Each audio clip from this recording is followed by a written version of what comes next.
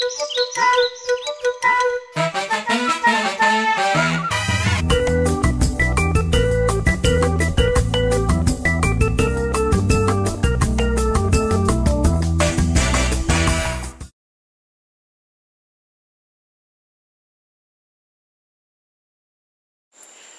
reason I entitled this episode The Best of Fruit is because almost every fruit that I try here at my farm is the best that I've ever had of that sort.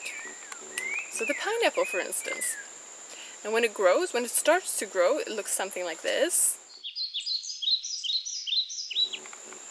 Then, after a while, it looks a little bit like this, and this is kind of what the pineapple looks like when you buy it in the stores here.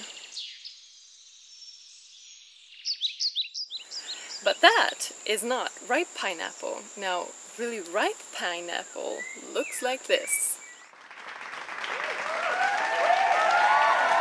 And that pineapple was amazing.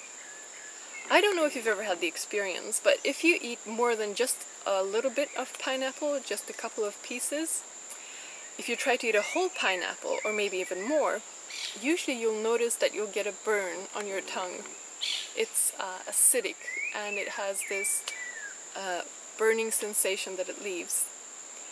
Now, that does not happen with really, truly ripe pineapple. It's completely sweet and totally amazing. The best I've ever had, in fact. So I started working on my pineapple plantation. And I started planting some of the pineapples, because next to the pineapple you have little pieces coming up, little new tiny pineapples. You can also plant the top of the pineapple, and that can become a plant in itself. So I started planting more pineapple, just because it's so amazing.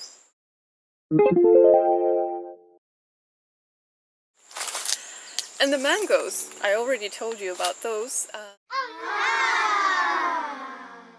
They're great. It's as if the taste is extra intense. And so the fruit that I buy from the store seems watered out. This is interesting, because I wonder why. I don't think that this place is particularly amazing and happens to have the best fruit. I just think that this fruit is not commercially grown, doesn't have artificial fertilizers, and I think that may be the reason why it's not so watered out. Of course, it also gets to ripen on the tree or on the plant. And so, I don't know how this works, but I have a theory. See, you probably know that if you take salt, you become thirsty. If you have some salt, then you will become thirsty, you will drink more, and you will tend to become a little bit more swollen. See, the reason is that your body needs more water to dilute the salt, which starts acting as a poison in your body. Now, I think that something similar may be happening with plants.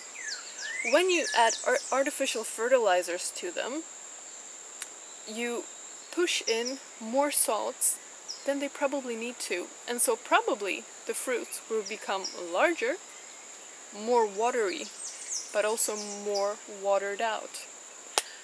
It's just a theory.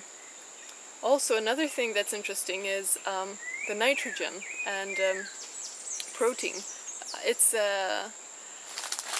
if you, for instance, if you give people protein when they're small and they start growing, and you give them an excess of protein, you pack them full with protein, they will tend to grow quicker and become larger.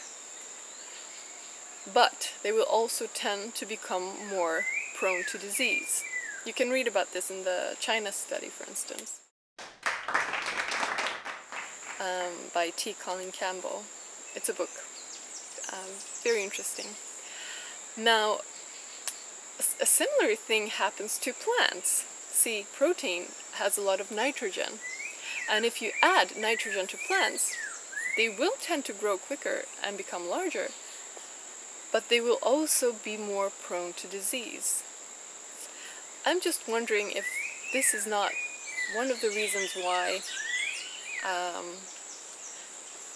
the fruit that we eat and is commercially grown is more watered out, and the plantations are more prone to disease, and so people tend to add different types of poison to keep pests and other things away, diseases.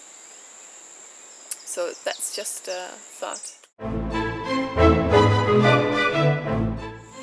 By the way, I also had a visit. Actually, I had 3 visits that I did not quite enjoy that much.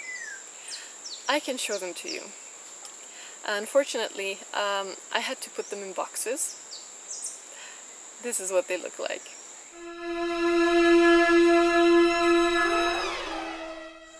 So these are snakes. In fact, they're even poisonous snakes. And they were just around my house, you could say, or tent.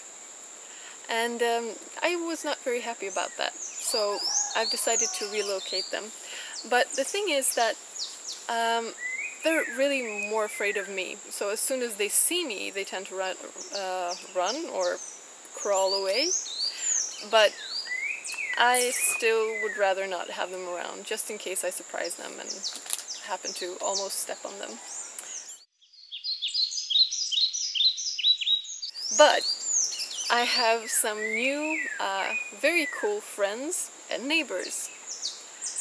These are 2 birds that have decided to have a nest right next to where I live. And they're very cool because they don't seem to be afraid of me. And whenever there's a snake around, they let me know. So I usually don't notice the snakes. It's the birds that notice the snakes and let me know, and then I see the snake. So they're very, very cool neighbors to have.